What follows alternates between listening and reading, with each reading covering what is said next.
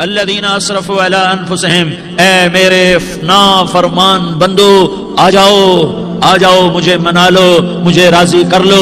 من تقرب الی تلقیتہ من بعید، تم مجھے راضی کرنے آؤ، میں آگے بڑھ کے تمہارا استقبال کروں گا.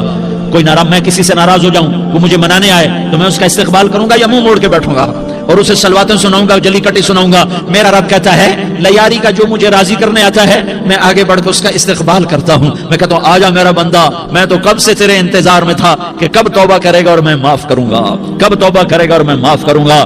اللہ کو اپنا بناؤ، اس کے در پر جھکنے کے ساتھ. ہمارے گناہوں کی حیثیت ہی کوئی نہیں ہے. بنی اسرائیل میں ایک آدمی نے 99 قتل کیے، اس کو خیال آیا میں توبہ کروں. ایک عبادت گزار کے پاس گیا اور اس سے پوچھنے لگا میں نے 99 قتل کیے ہیں، میری توبہ ہو سکتی ہے؟ اس نے کہا ہرگز نہیں، تو بڑا ظالم ہے، تیری کوئی توبہ نہیں. اس کو غصہ چڑھا، اس نے اسے بھی قتل کر دیا، 100 کر دیے. پھر اس کو خیال آیا میں توبہ کروں تو وہ ایک عالم کے پاس گیا اور اس سے پوچھنے لگا میں نے 100 قتل کیے ہیں، کیا میری توبہ ہو سکتی ہے؟ کہ بیٹا کیوں نہیں ہو سکتی توبہ؟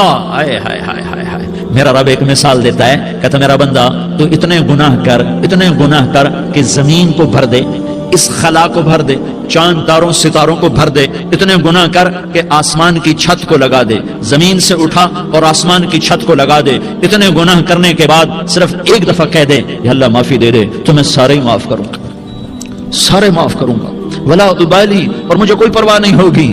میں کہا بیٹا گناہوں کی معافی تو یقیناً ہے لیکن توبہ کا ہونا ضروری ہے. تیری توبہ پکی ہونے کے لیے یہ ماحول چھوڑنا ضروری ہے. تو یہ بستی چھوڑ کے اس بستی میں چلا جا، وہاں نیک لوگ رہتے ہیں، ان کی صحبت میں تو رہے گا تو تیری توبہ پکی ہو جائے گی. اس نے کہا میری معافی ہو جائے، میری معافی ہو جائے، میں ہر کام کرنے کو تیار ہوں. بوریا بستر اٹھایا، جو تبلیغ والے کہتے ہیں گھر چھوڑو، لیاری چھوڑو، بستر اٹھاؤ اور چلے کے لیے نکلو، 4 مہینے کے لیے نکلو کہ اپنی توبہ کو پکا کرو، ورنہ ماحول کی گندگی پھر آدمی کو گرا دیتی ہے، پھر گرا دیتی ہے، پھر گرا دیتی ہے. وہ نکلا، راستے میں موت آئی. جب موت نے جھٹکا دیا تو اس نے چھلانگ لگائی اس نیک لوگوں کی بس کی طرف. اس کے ہاتھ اس کے آگے اور پورا جسم ایسے آگے پھیلا ہوا. اللہ تعالیٰ نے لیاری والوں کو قصہ سنانا تھا تو دونوں فرشتے بھیج دیے. جنت کا بھی آ گیا، جہنم کا بھی آ گیا. جہنم والے کہنے لگے مجرم ہے، ہتھ کڑی لگاؤ. جنت والے کہنے لگے مہمان ہے، سہرے پہناؤ.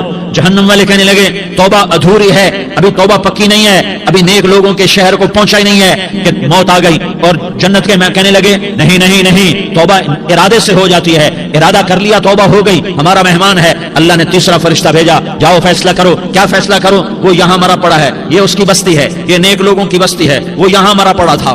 اللہ تعالیٰ نے کہا فیصلہ کیا کرتا ہوں کہ یہ فاصلہ ناپو، اگر گھر کے قریب ہے تو دوزخ والے لے جاؤ، اگر نیک لوگوں کی بستی کے قریب ہے تو جنت